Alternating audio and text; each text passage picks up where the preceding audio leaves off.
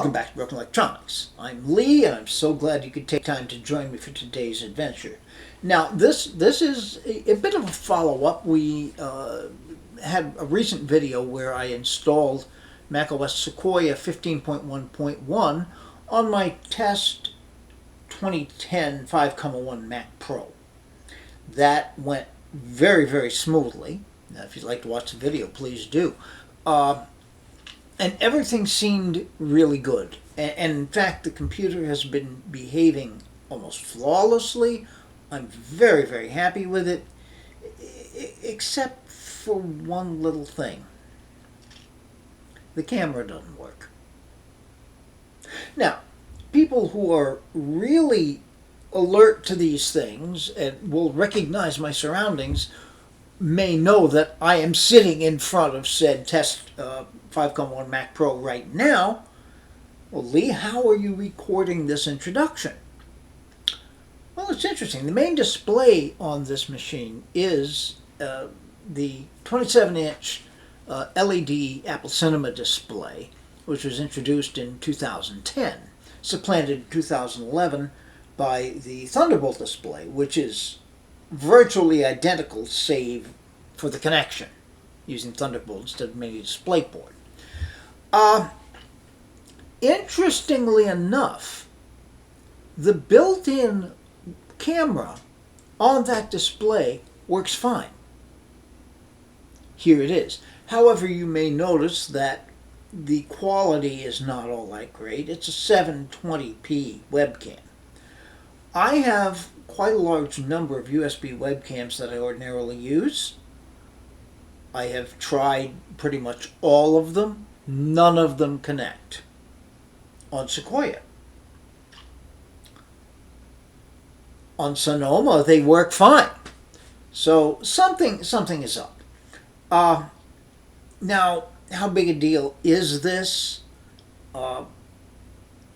For me, it's actually a bigger deal than you might think. As many of you know, I am a performing orchestral double bassist. In my practice studio, I have two Mac Pros set up with cameras focused on me and my bass, so I can observe exactly what's going on, so the positions are exactly right, and it's an important part of my practicing. Now, of those two, one of them, I had actually upgraded them both to Sequoia, which was a mistake. I knew it was a mistake, but I did it anyway because it seemed so smooth. I downgraded one to Sonoma.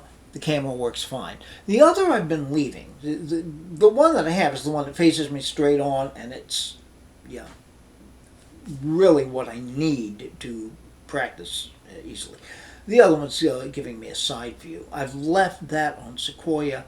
I am hopeful that one of these updates may fix that. Well, of course, just this last Tuesday, we were recording this on a Thursday, by the way. No, excuse me, it was Monday that Apple dropped Sequoia 15.2. Interestingly, the developers of OpenCore Legacy Patcher released version 2.2 before that dropped. Usually you have to wait a few hours after it's dropped. Okay, so I've been holding off waiting for time. This has been a very, very busy week. Rehearsals just about every night. So I'm waiting for time that I can actually do a video on it. So that's the plan. I don't have any doubt that 15.2 will install very smoothly. Will it fix the webcam problem? I have no idea. So if you'd like to find out with me, please stay tuned. So we're going to stay with ease of camera capture on this one. The first step for all of this would be to open OpenCore Legacy Patcher. Here we go. Now, if you happen to be on any version prior to 2.2, as soon as you open it, it will immediately detect that there is a new version and offer to install it uh, then build and install OpenCore, and update the root patches. I have already done this to save a little bit of time, but it's something you want to make sure that you do. Okay. Now we go to System Settings. Here we go. I shall center that for you. Software update available.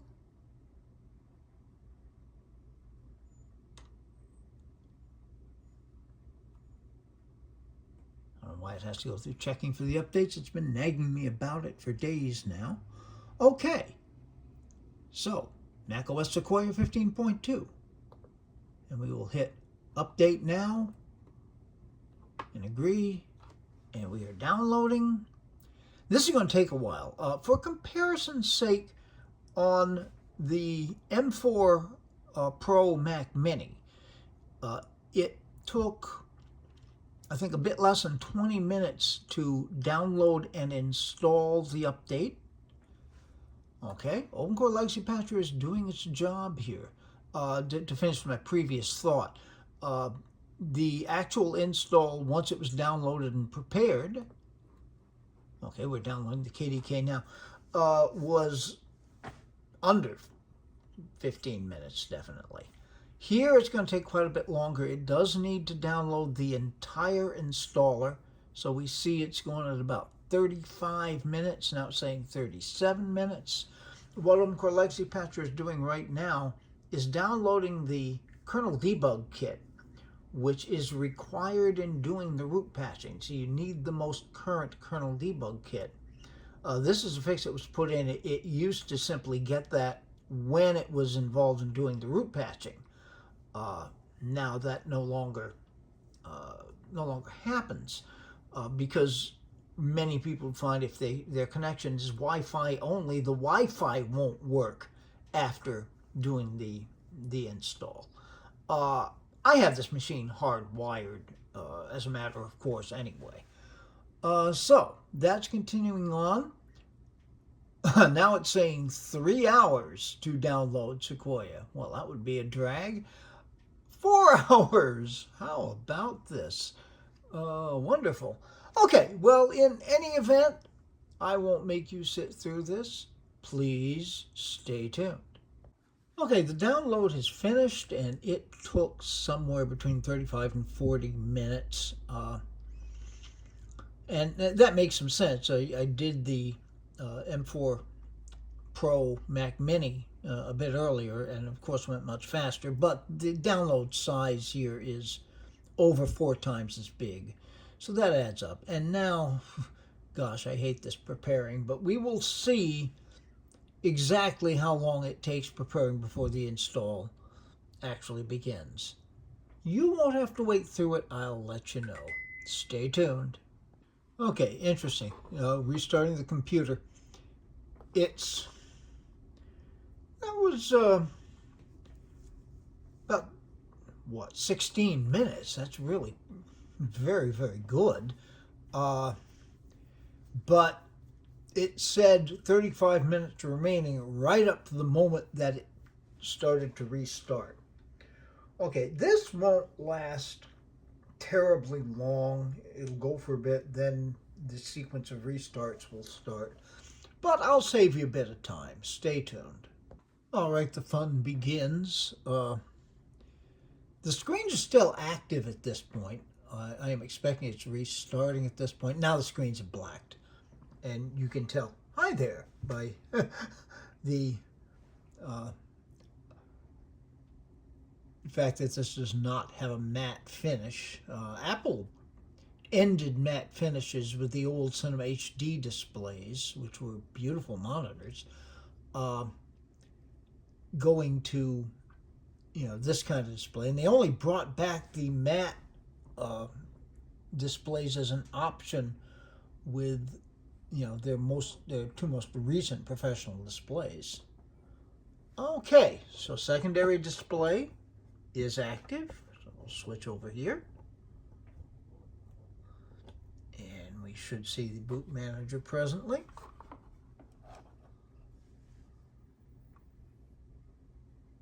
We hope.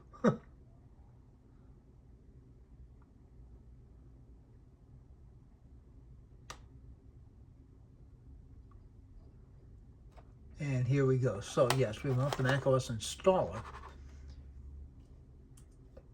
Interesting. I've got both USB and Bluetooth keyboard and mouse ensembles connected. Neither one of them did anything. We just had to wait for the timeout. All right.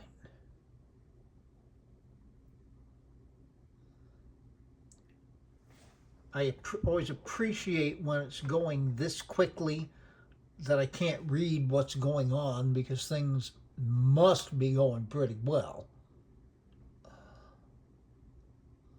Okay, slowed up a little bit there.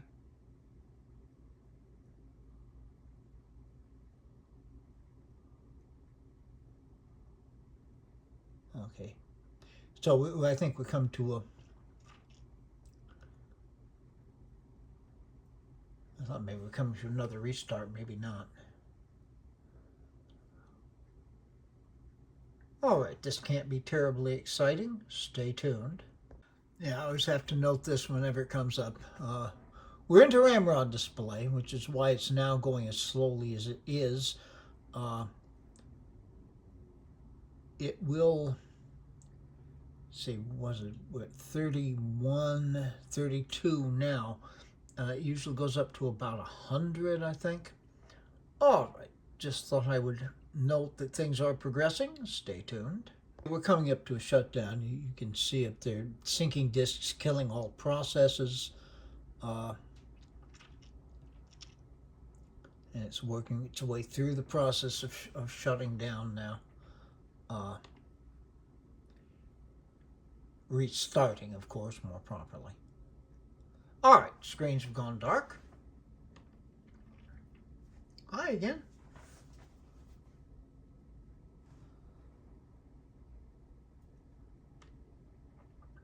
You can see in the background the screens that are hooked up to my M4 Pro Mac Mini.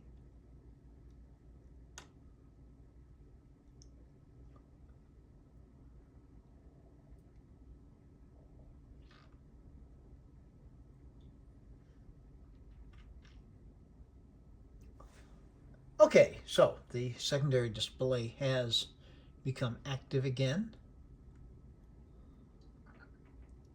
Now, this one is a 24-inch LED cinema display, the 2008 version, which was supplanted by the 27-inch that I was talking about earlier.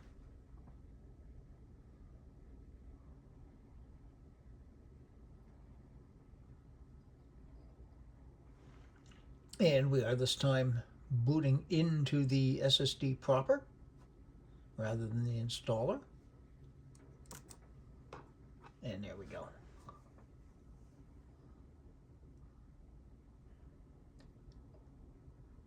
And this should land us on the Apple logo with a progress meter, which will come up a few times there.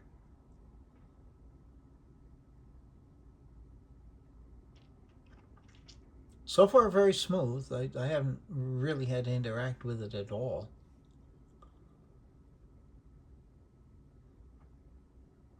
I will never forget the bad old days of Big Sur. Okay, and here we are. This one I don't think should take so long, but I'm going to save you the time. Stay tuned. Okay, that may have been 2 minutes before it shut down again, maybe 3. And screens are black again.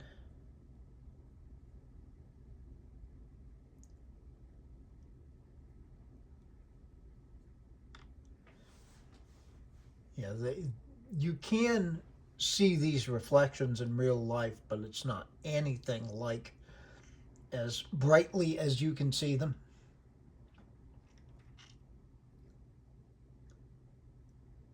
Okay, any day now. All right. Interesting. I knew the computer was waking up at first because the blue light on my USB 3 hub came on. And we have, of course, the secondary display lighting up again.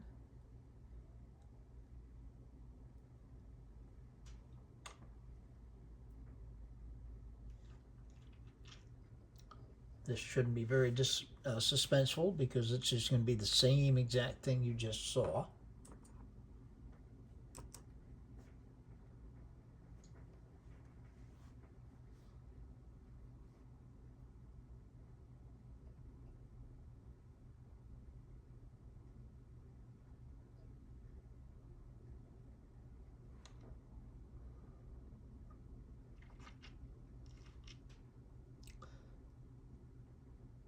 And this should again get us to another Apple logo with progress meter. This time I believe it'll tell us an approximate time remaining, which of course will not be anything like real life. That's just the way these things are. And have been for a long time, back in the early days of OS 10. It was exactly what it was like. Okay. Both screens are now active.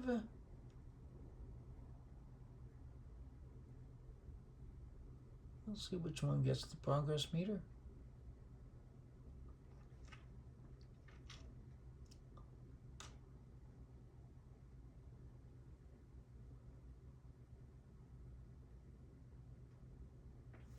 I hate when they sit there and do nothing.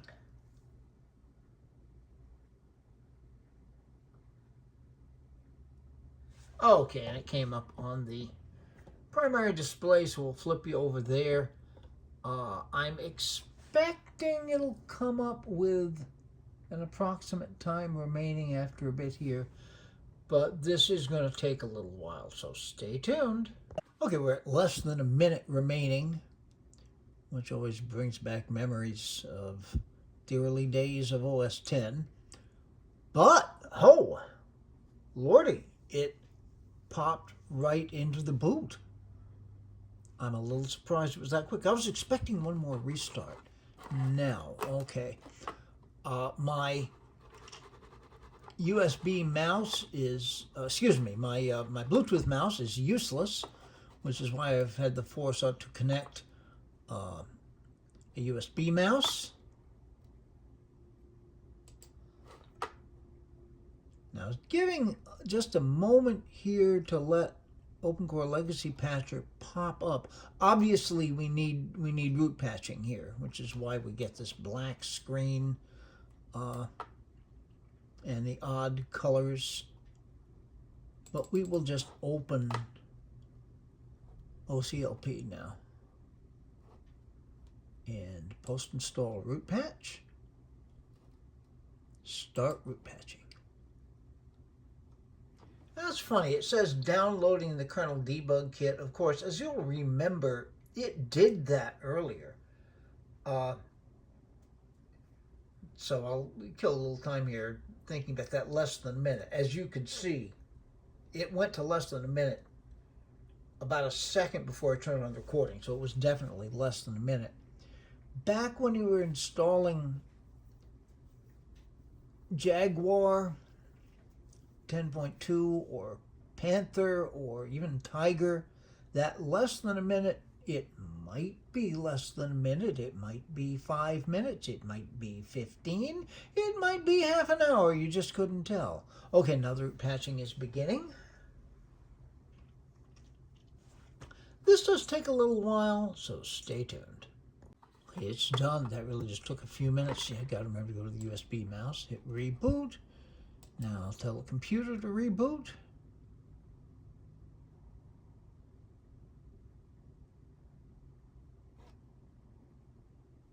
And here we go.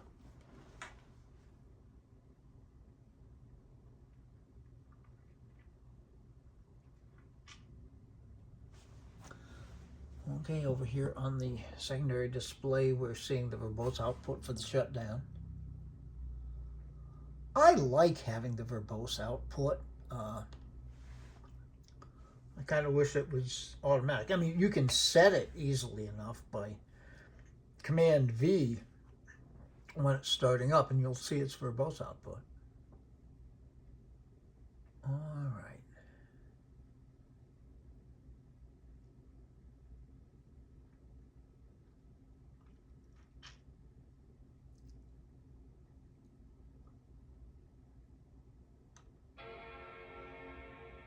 it chimed. What a nice thing. When it goes through and it's installing, the various restarts, I think there were 3 this time, which is not as many as happened in the past. But you won't hear a chime every time.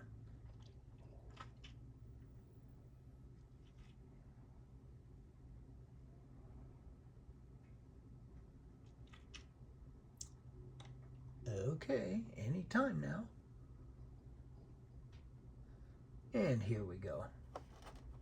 Oh, good, I have my USB mouse.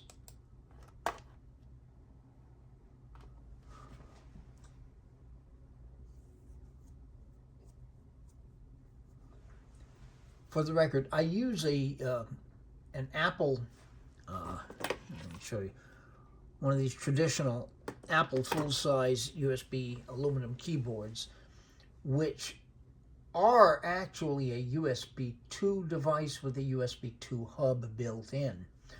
The problem most people have if they're using USB pointing devices, USB keyboards with this, the modern versions of macOS no longer recognize USB 1.1, and a lot of USB keyboards and pointing devices are in fact 1.1. Okay, here we go. We're back over the main screen now.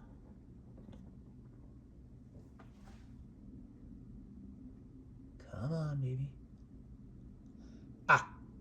And here we are. Okay. So have the Bluetooth mouse. Now, incidentally, I have this machine set up so as to simply boot straight in with an automatic login. So that's why you're not seeing the login screen. Need to put in a password. That's a better idea, but it does make it easier dealing with this. Okay, looking about this Mac. And we see our information, and most importantly, macOS Sequoia 15.2. Okay. Now, has this fixed our problem? I'm not sure that it will. Now, you will see a display here. Of course, this is the built-in iSight camera. So let's open the settings for the,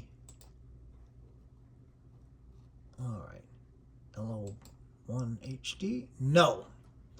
I could see on the camera that there's a green light that comes on when it's actually operational. It came on and then closed down. So that problem has not been fixed. Let's set this back to the iSight display. All right, so, oops, your only problem that I have run across in any event, there are a few others, but that is the webcam issue.